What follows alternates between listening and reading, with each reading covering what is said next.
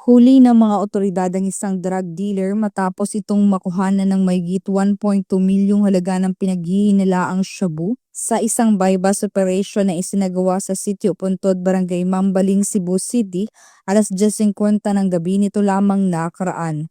Kinilala ni Police Major Michael John Arandia, Station Commander ng Police Station 11 Cebu City Police Office, ang suspect na si alias Sebio, 15 anyos, residente ng City of Bliss, Barangay Mambaling, Cebu City. Nakuha mula sa suspect ang 3 medium at 3 large na pakete at isang knot-tied plastic ng hinihinalang shabu na may kabuang timbang na 180 grams at may tinatayang halaga na 1,224,000 pesos, black belt bag at bypass money.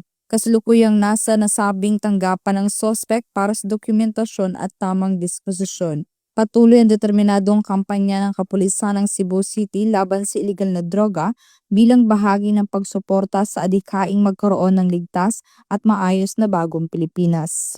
Mula dito sa Central Visayas, ako yung Police News Network Correspondent, Patrolwoman Judith Ticanor, alagad ng batas, tagataguyod ng Balitang Pulis.